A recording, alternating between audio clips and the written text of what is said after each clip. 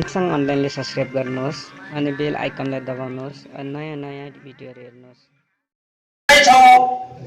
हामी त्यो बाटामा पुर्याउनको निम्ति मुलुकका दूर दराजबाट हामीले टिकाएर पठाएका माननीय ज्यूहरूले हाम्रो आवाजलाई त्यहाँ पुर्याउन सक्नु भएन। उहाँहरूलाई पार्टीले बन्देज गर्यो। यी हामी गुनासाहरू पनि आजको दिनमा पोखिराखेका छौँ। आज हामी एउटा यस्तो मोडमा छौँ जुन मोडबाट मुलुकलाई र दिगो शान्ति स्थायित्व बनाउनको निम्ति हामी तिनै तहको सरकार निर्माण गरेर शासन व्यवस्था कायम रहेको 2 वर्ष बितिसकेको छ। संघीय सरकारको पनि 17-18 महिना बित्न लागेको छ। यो अवस्थामा पनि हामी मुलुकमा बस्ने सबै जात जातिहरू भाषा धर्म संस्कार संस्कृति मान्ने हामी सारा नेपालीहरू यो कुरामा पनि चित्त बुझाइराखेका छैनौँ। हामी सिंहदरबार पस्ने अधिकार पनि मागेका छौँ, सिंहदरबार पसाएका पनि छौँ, अनि प्रदेश सरकारका दरबारभित्र पनि पठाएका छौँ, अनि स्थानीय सरकारको कार्यालयभित्र पनि पठाएका छौँ। तर यो पठाइरहँदा हामी हाम्रा समस्याहरू समाधान खोजिराखेका छौँ, समाधान भइराखेको पनि छैन। हामीले एउटा कुरा के कुरा बुझ्नुपर्छ भने हामी तल्लो तहको सरकार र हामी त्यो सरकारमा बसिरहँदा हाम्रा पनि कति बाध्यताहरू अप्ठ्याराहरू हुन जान्छन्। त्यो कुरालाई पनि सबै जिल्लावासी दाजुभाइ दिदीबहिनीहरू नगरवासी दाजुभाइ दिदीबहिनीहरूले बुझ्नु हुनेछ भन्ने कुरा हामीलाई लाग्छ। हामी पनि संघीय कानुन र प्रदेश कानुनको बीचबाट हामीले आफ्ना कानुनहरूलाई बनाउँदै हामी हाम्रा गाउँपालिका नगरपालिकामा रहने सबै जात जाति भाषा धर्म संस्कार संस्कृतिको रक्षा गर्दै विकास निर्माण शिक्षा स्वास्थ्य र हामी समृद्ध गाउँपालिका नगरपालिका बनाउँदै यो मुलुक सुख शान्तिमा परिणत होस्। आजको दिनले हामी सबैलाई त्यो बाटोमा पुर्याउन सकोस्। यो शुभकामना यो अवसरमा व्यक्त गर्न चाहन्छु। हिजो गएको वर्ष प्रदेश सरकारले विश्व आदिवासी दिवसको दिन बिदा दियो। हामी त्यसैमा टेकेर हिँड्यौँ। तर आज प्रदेश सरकारले त्यो बिदाहरू नदिएको भनेपछि खोसेकै भन्नु पर्यो। तर हामीले विश्व आदिवासी यो दिवसको दिन बिदा दिँदा कुनै फरक नपर्ने कुरा हो। हामीले यस्तो बिदाहरू दिनको निम्ति हाम्रो कार्यपालिकाले पास गरेर नगरसभा हामी वर्षमा 2 चोटि बस्छौँ। त्यो नगरसभाबाट अनुमोदन भइसकेपछि मात्रै हामीले यी कुराहरूलाई अगाडि बढाउन सक्छौँ। आउने वर्षहरूमा यदि प्रदेश सरकार संघीय सरकारले त्यो कुराहरू गरेन भने हामी स्थानीय तहबाट त्यो विधि र प्रक्रिया पुर्याएर त्यो टुङ्गोमा हामी पुर्याउँछौँ। तपाईहरुको बीचमा हामी यो निवेदन गर्न चाहन्छौँ। तपाईहरु सबैको सल्लाहबाटै हामीले महान गुरु फाल्गुनन्द लिङ्गदेनको जन्म दिवसको दिन पनि बिदा दिने गरेका छौँ। शङ्खधर शाक्यको जन्मदिनमा पनि बिदा दिने गरेका छौँ। त्यसैले यस्ता महत्त्वपूर्ण हामी जुन ठाउँमा रहेका छौँ बसेका छौँ, हामी 12 जात 14 जात मिलेर बसेको एउटा पवित्र जिल्ला, यसमा सबै जात जातिहरूको सम्मान संरक्षण र रेखदेख गर्ने प्रमुख जिम्मेवारी स्थानीय सरकारको हुन्छ। त्यो कुरामा तपाईहरुसँग हामी एकैबद्धता जनाउन चाहन्छौँ। हामीहरू तपाईले यो ठाउँमा पुर्याएको हामी 23 वर्ष बिताउँदैछौँ। यो 23 वर्षको दौरानमा हामीले एउटा फुङलिङलाई एउटा बहुजातीय संग्रहालय बनाऊ। त्यो बहुजातीय संग्रहालयबाट सबै जात जातिहरूको पहिचान खुल्न सकोस्।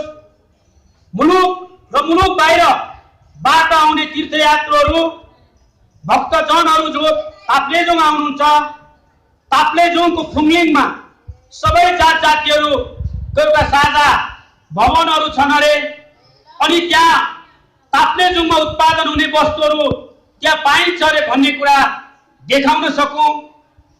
हामी लिम्बू जातिले खाने हामी तोङ्बा, त्यो तोङ्बालाई हामीले त्यो सङ्ग्रहालयमा राखेर यो ताप्लेजुङको चिनो भन्न सकौँ।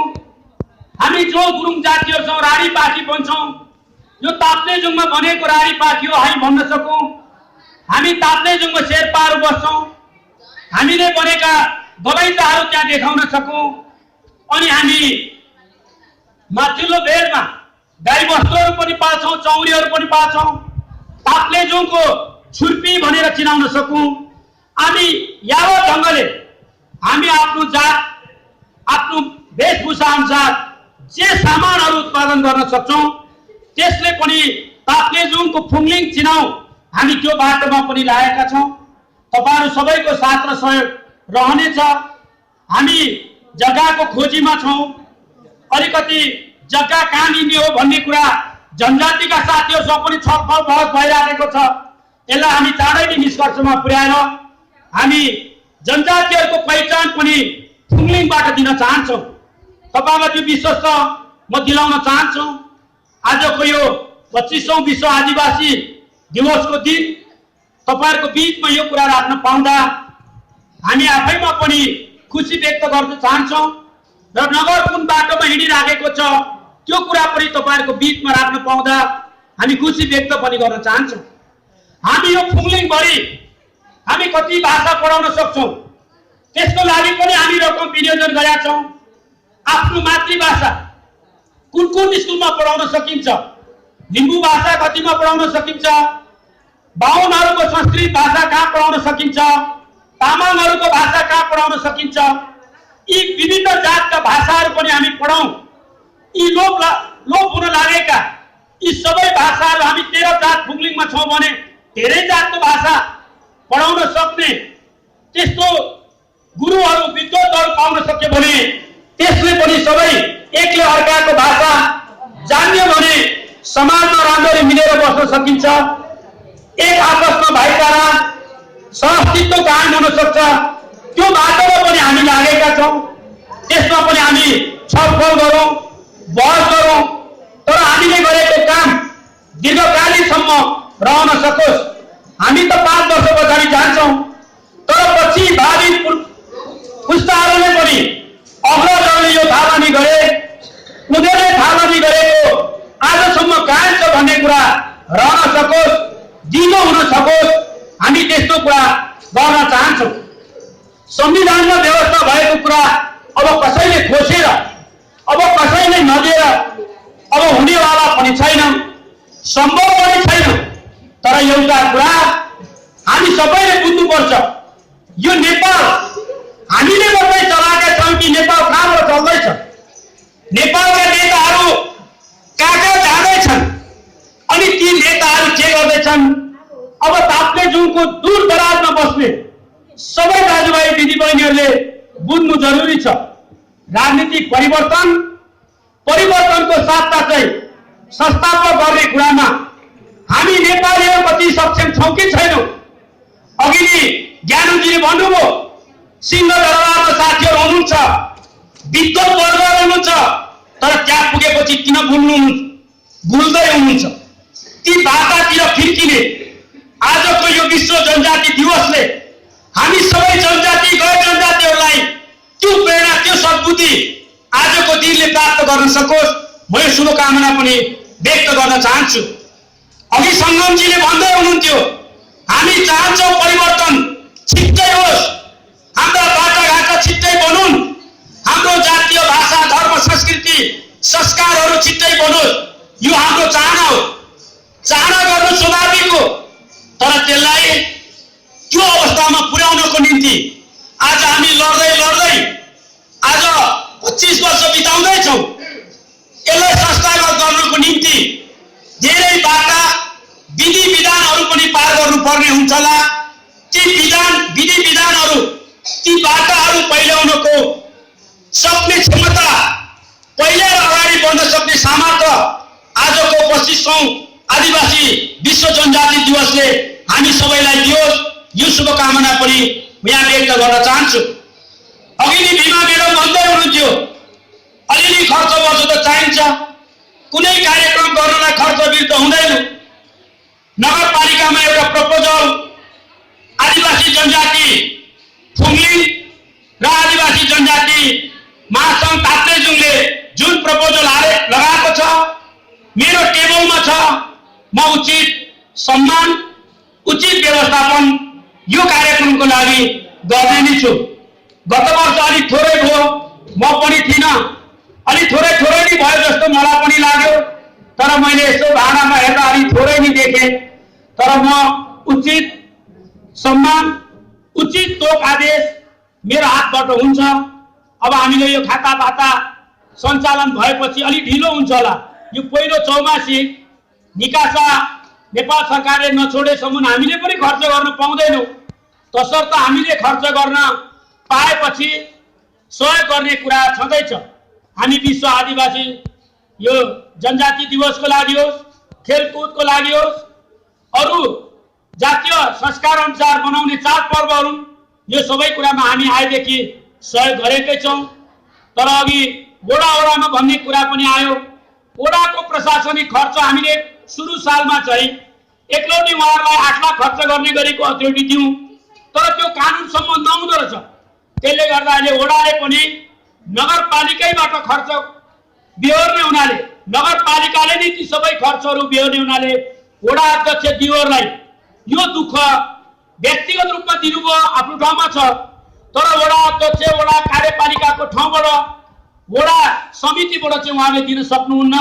तपाईहरुको बीचमा यो निवेदन पनि गर्न चाहन्छु, सल्लाहले काम गरौँ, सल्लाहले यो नगर बनाऊ। र एउटा निवेदन तपाईहरुलाई गर्न चाहन्छु।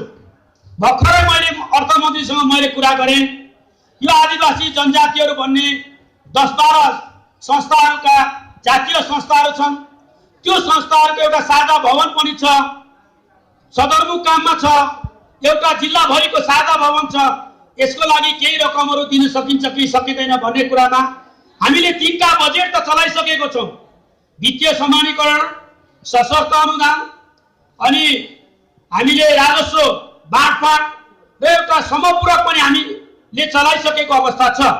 र एउटा विशेष अनुदान भन्ने पैसा हुँदो रहेछ। त्यो विशेष अनुदान पैसाबाट यी जातीय संस्थाहरूको एउटा राम्रो भवनहरू बनाउने, जातीय संस्थाहरूलाई अगाडि बढाउने त्यो पैसाहरू माग्न सकिँदो रहेछ। त्यसले गर्दा मैले भद्रताईसँग अहिले खुसुकै कुरा गरेको छु। तपाईहरु एउटा मिटिङ बस्नुहोस्, त्यो भवनमा अब के गर्नु छ?